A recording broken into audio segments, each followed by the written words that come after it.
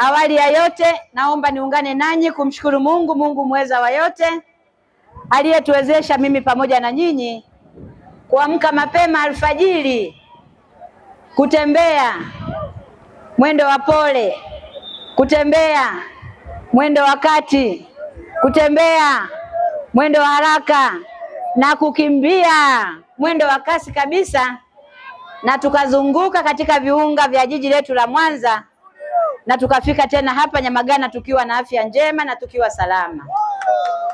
Kwa hiyo nitumie tamasha hili sasa kuwaalika rasmi wananchi wa wilaya ya Nyamagana na wananchi wa jiji la Mwanza na kuwapeni taarifa rasmi kwamba Mwenge wa Uhuru katika wilaya yetu ya Nyamagana unatarajia kuwasili saa 12 kamili kutokea wilaya ya Magu.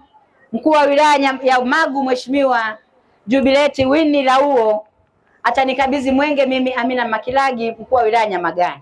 Mara baada ya kupokea mwenge, tutakabidhi vifaa vyenye thamani ya fedha zaidi ya shilingi milioni 10 kwa ajili ya kuwezesha nguvu ya wananchi katika jiji letu la Mwanza kujenga ofisi ya wananchi wa kata ya Kishiri. Na baada ya hapo Mwenge wa Uhuru utakimbizwa mpaka Sawa ambako tunakwenda kuonyesha namna ambavyo sisi Nyamagana tumejiandaa kupokea sera ya elimu ambayo imeruhusu watoto elimu yao ya msingi iwe ni darasa la 6. Kwa hiyo mwaka kesho 2027 wilaya Nyamagana tunatarajia kuwa na watoto wasiopungua 45,000 ambao wanatakiwa waingie katika madarasa. Kwa hiyo Mwenge wa Uhuru unakuja kuona namna ambavyo sisi viongozi na wananchi wa wilaya Nyamagana tumejipanga kuwapokea watoto wote na asibakie mtoto hata mmoja ambaye atakuwa amefaulu. Na tukitoka hapo tunakwenda, nadhani ndugu wananchi mnajua tuna changamoto kubwa ya maji katika jiji letu, na Mheshimiwa Rais wetu amekuwa akifanya vizuri, katuletea fedha kwa ajili ya kujenga chanzo cha maji Butimba, na ametuletea fedha kwa ajili ya kujenga matenki ya maji katika jiji letu la Mwanza zaidi ya shilingi bilioni 46. Sasa Mwenge wa Uhuru unakuja kukagua na kuona haya matenki ya maji tuko wapi, tunafanya nini.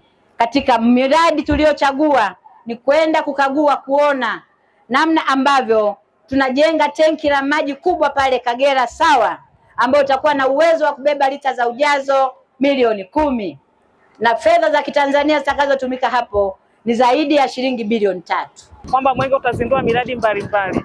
Katika uzinduzi wa miradi mbalimbali, kwanza Mwenge unatukutanisha sisi kama wananchi, tunafanya tunashikamana, tunakuwa na upendo. Lakini kitu kingine, tutazindua mradi wa maji. Mradi wa maji kwa Mwanza tulikuwa na changamoto hapo nyuma, lakini kwa kuzindua lile tanki maji yatatusaidia katika wana Mwanza. Lakini kitu kingine, kuna mradi mwingine aliusema kwa wanafunzi ambao wanafunzi wako darasa la 6 mwaka huu watamaliza, na wengine ambao watakuwa darasa la 5 mwaka ujao. Kwa hiyo tunaona kwamba elimu yetu inaenda kwenda juu. Na kitu kingine, Mwenge wa Uhuru tunahamasisha wananchi wote wa Mwanza.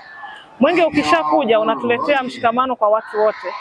Nimesikia mama hapa ametualika kwenda kwenye mapokezi ya Mwenge, kuzunguka na Mwenge. Unajua wale wanaokimbiza Mwenge ni wageni kutoka nje ya jiji letu la Mwanza.